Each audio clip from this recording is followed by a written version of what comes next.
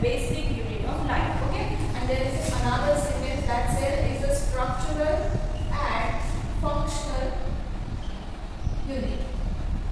Cell is the structural and functional unit of an organism. क्यों बोलेंगे हम इसको structural and functional unit? Structural इसीलिए बोलते हैं हम that all the organisms are made up of cell. उनकी बॉडी जो होती है सेल से बनी होती है और सबसे छोटा बॉडी का सबसे छोटा यूनिट जो है वो सेल होता है किसी भी लिविंग ऑर्गेनिज्म की बॉडी में. Okay, so that's why we call it a structural unit. अब इसको कैसे लाएंगे हम? As we all know about the cellular organization. क्या होता है सेलुलर ऑर्गेनाइजेशन? सेलुलर ऑर्गेनाइजेशन में सबसे पहले अगर सभी की बॉडी सेल से बनी है तो सबसे पहले तो आएगा सेल.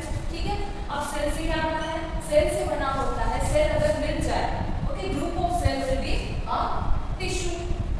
अगर ग्रुप ऑफ सेल है and they performing the single function और सेम फंक्शन, सो वो होता है टिश्यू. अब टिश्यू से क्या बनेगा? अगर बहुत सारे टिश्यूज आ गए साथ में, there is a group of tissues and performing the same function called as organ. Organ जैसे कि हमारी बॉडी में बहुत सारे ऑर्गन्स हैं, तो वो कैसे बने हैं? वो टिश्यू से बने हैं. और टिश्यू कैसे बने हैं? टिश्यू बने हैं सेल से.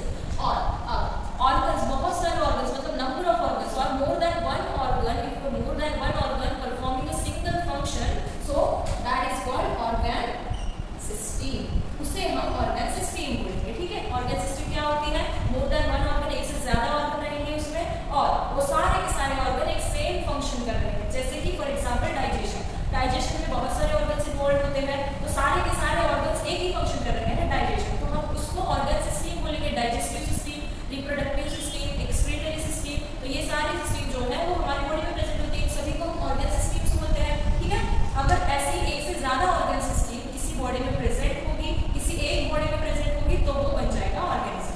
ओके, तो ऑर्गन सिस्टम जिसकी बॉडी में प्रेजेंट होती है more than one organ system, तो उसे हम बोलते हैं इंडिविजुअल ऑर्गेनिज्म.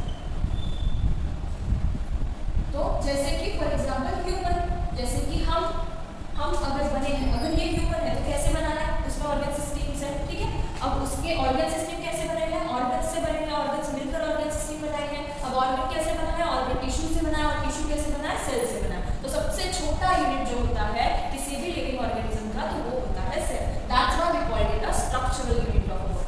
अब फंक्शनल यूनिट क्यों बोलेंगे हम? Functional unit as we consider a single cell organism. जैसे कि यूनिसेलुलर ऑर्गेनिज्म में कौन आएगा? जैसे कि अमीबा आएगा.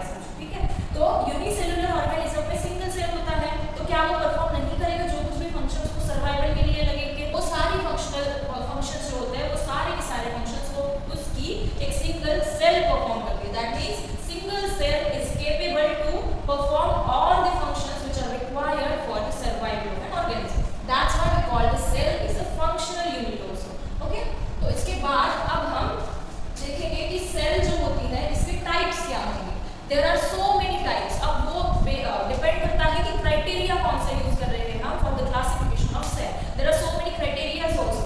सो अगर हम एक क्राइटेरिया यूज करेंगे that the complexity of cell, कि सेल कितना सिंपल है और कितना कॉम्प्लेक्स है, अगर ये यूज करेंगे क्राइटेरिया के हिसाब से, तो there are two types of cell on the basis of the criteria that the complexity of cell. There are two types of cell. कौन सी है वो टू टाइप्स? ये दो टाइप्स हैं, प्रोकैरियोटिक सेल और दूसरा टाइप होता है यूकैरियोटिक सेल. पहला टाइप है प्रोकैरियोटिक सेल और दूसरा टाइप है eukaryotic cell on the basis of the complexity of cell, कि कितना कॉम्प्लेक्स है. तो ये जो सेल होता है प्रोकैरियोट, ये प्रिमिटिव सेल होता है. Prokaryote, pro means primitive and karyotic, इस word is related to the nucleus. तो यहाँ पर ये जो होता है ये सिंपल सेल होगा और यूकैरियोटिक जो सेल होता है वो कॉम्प्लेक्स में होता है. इसका मीनिंग क्या होगा? यू का यू मतलब true and karyotic word is related to nucleus. तो इन दोनों में क्या डिफरेंस होगा?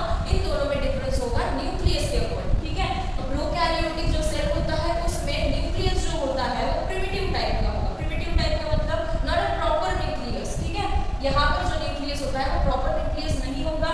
इधर में जो न्यूक्लियस होता है वो प्रॉपर न्यूक्लियस होगा with proper membrane, with proper nucleolus. ठीक है, उसमें प्रॉपर न्यूक्लियस होगा, यहाँ पर प्रॉपर न्यूक्लियस नहीं होता. तो ये एक डिफरेंस हो गया दोनों में. दूसरा डिफरेंस होता है कि यहाँ पर जो ऑर्गेनल्स होते हैं, सेलुलर ऑर्गेनल्स होते हैं, वो एब्सेंट रहेंगे यहाँ एंड यहाँ पर प्रेजेंट रहेंगे, एक्सेप्ट राइबोसोम. राइबोसोम दोनों में प्रेजेंट होंगे. ठीक है, so this is all about the difference between prokaryotes and eukaryotes. There are so many similarities between both of them. जैसे कि इसमें भी साइटोप्लाज्म प्रेजेंट होगा, इस सेल में भी, और इस सेल में भी साइटोप्लाज्म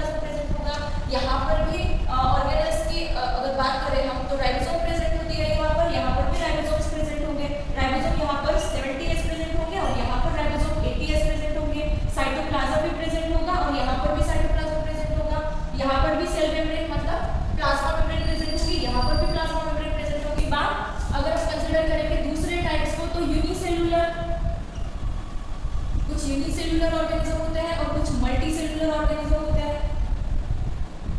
यूनिसेलुलर और मल्टी सेलुलर में क्या डिफरेंस आएगा?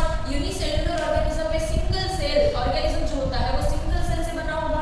मल्टी सेलुलर ऑर्गेनिज्म क्या होगा? उस ऑर्गेनिज्म की जो बॉडी होती है वो मोर दैन वन सेल से बनी होगी। ये डिफरेंस होगा इसमें। जैसे कि यहाँ पर अगर हम कंसीडर करें तो यहाँ पर एक एग्जांपल आता है अमीबा, यूनिसेलुलर होता है, ठीक है। यहाँ पर और एक एग्जांपल आ सकता है जैसे कि बैक्टीरिया, वो भी यूनिसेलुलर होता है। मल्टी सेलुलर में मोर दैन वन सेल से अगर किसी की बॉडी बनी है तो वो मल्टी सेलुलर है। यहाँ पर एग्जांपल आएंगे एनिमल्स, प्लांट्स आएंगे, ठीक है। तो इतना। अगर हम सेल के स्ट्रक्चर के बारे में देखें तो एक जनरल स्ट्रक्चर अगर हम कंसीडर करते हैं किसी भी सेल का तो उसके जनरल स्ट्रक्चर में क्या आएगा? उसके जनरल स्ट्रक्चर में सबसे पहले उसकी एक आउटर मोस्ट लेयर होती है या फिर मेम्ब्रेन होती है, जिस मेम्ब्रेन को हम बोलते हैं सेल मेम्ब्रेन और प्लाज्मा मेम्ब्रेन। उस मेम्ब्रेन को बोलेंगे हम plasma membrane, which is the outer most layer of cell. Okay.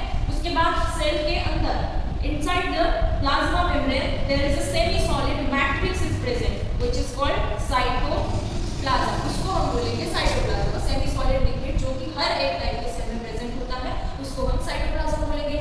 अब इस साइटोप्लाज्म में न्यूक्लियस होता है which is the brain of a cell, जिसको हम कंसीडर करते हैं ब्रेन ऑफ अ सेल, ठीक है। ये सेलुलर ऑर्गेनेल भी होता है। इसके अलावा भी बहुत सारे सेलुलर ऑर्गेनेल्स होते हैं जैसे कि माइटोकॉन्ड्रिया होता है, लाइसोसोम होता है, एंडोप्लाज्मिक रेटिकुलम होता है और वैक्यूल होता है। और अगर हम कंसीडर करें कि ये अगर प्लांट सेल है तो फिर यहाँ पर क्या होगा? प्लांट सेल की जो आउटर मोस्ट मेम्ब्रेन होती है वो प्लाज्मा मेम्ब्रेन नहीं रहेगी। There is another membrane, there is another outer most membrane जिसको हम बोलते हैं सेल वॉल। अगर if we consider this is a plant cell और प्लांट सेल की जो आउटर मोस्ट मेम्ब्रेन होती है वो प्लाज्मा मेम्ब्रेन नहीं बल्कि सेल वॉल होती है। ओके। एंड अगर ये प्लांट सेल है तो प्लांट ऑटोट्रॉफिक